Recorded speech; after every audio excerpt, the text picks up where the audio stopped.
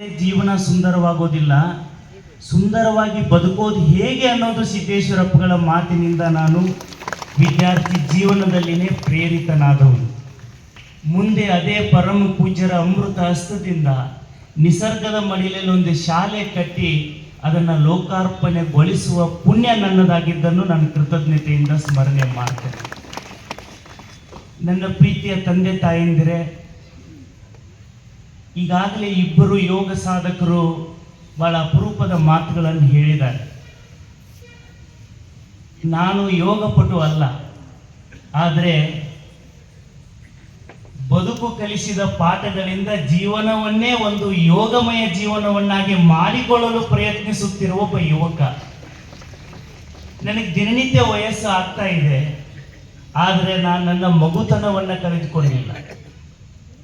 ಸಿದ್ದೇಶ್ವರಪ್ಪಗಳ ಮತ್ತು ಎಲ್ಲ ಪೂಜ್ಯರ ಆಶೀರ್ವಾದದಿಂದ ನಾನು ಜೀವನದಲ್ಲಿ ಒಂದನ್ನು ಕಂಡುಕೊಂಡಿದ್ದೇನೆ. ನಮ್ಮ ಕಡ್ಕೋಳ ಸರ್ ಹೇಳಿದ್ರು, ಯಾವ ಮಗು ತಾಯಿಯ ಮಡಿಲಲ್ಲಿದ್ದಾಗ ಎಷ್ಟು ಪ್ರಫುಲ್ಲವಾಗಿ ನಗನಗುತ್ತಾ ಇರ್ತದೋ ಅದು ಬೇರೆಯವರ ಕೈಗೆ ಕೊಟ್ಟಾಗ ಆ ಪ್ರಫುಲ್ಲತೆ ಆ ಮಗುವಿನ ಮುಖದಲ್ಲಿ ಇರೋದಿಲ್ಲ ಅನ್ನುವಂಥ ಮಾತನ್ನು ಹೇಳಿದ್ರು. ಅದು ತುಂಬ ಸತ್ಯ. ನಾನು ಯಾಕೆ ನನ್ನ ಜೀವನದಲ್ಲಿ ಸದಾ ಪ್ರಫುಲ್ಲತೆಯನ್ನು ಉಳಿಸ್ಕೊಂಡಿದ್ದೇನೆ ಅಂತಂದರೆ, ದೇಹಕ್ಕೆ ವಯಸ್ಸಾದ್ರೂ ಮನಸ್ಸಿನೊಳಗೆ ಮಗುತನವನ್ನು ಯಾರು ಉಳಿಸ್ಕೊಳ್ತಾರೋ ಅವರು ಮಾತ್ರ ಯೋಗಮಯ ಜೀವನವನ್ನು ನಡೆಸಕ್ಕೆ ಸಾಧ್ಯ ಆಗ್ತದೆ.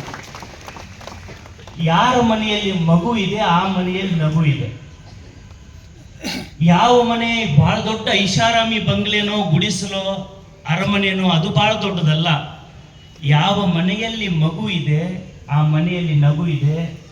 ಯಾವ ಮಗುವಿನೊಂದಿಗೆ ಸಮಯ ಕಳೆಯುವ ಸಂಸ್ಕಾರಯುತ ಜೀವನ ನಡೆಸೋ ತಂದೆ ತಾಯಿ ಇದ್ದಾರೋ ಅಂತ ಮನೆಗಳೇ ಜ್ಞಾನ ಯೋಗಾಶ್ರಮಗಳು ಅಂತ ನಾನು ಭಾವಿಸ್ಕೊಂಡಿದ್ದೇನೆ.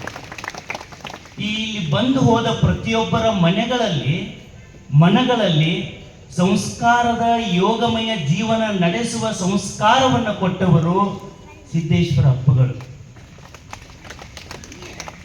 ನಾವು ಎಲ್ಲಿದ್ದೇವೆ ಅಂದರೆ, ನಮ್ಮ ಡಾಕ್ಟರ್ ಸರ್ ಹೇಳಿದರು, ನಮ್ಮನ್ನು ನಾವು ಭಗವಂತನಿಗೆ ಅರ್ಪಿಸಿಕೊಂಡಾಗ ಯಾವ ಚಿಂತೆನೂ ಇರೋದಿಲ್ಲ ಅಂತ. ನಾವು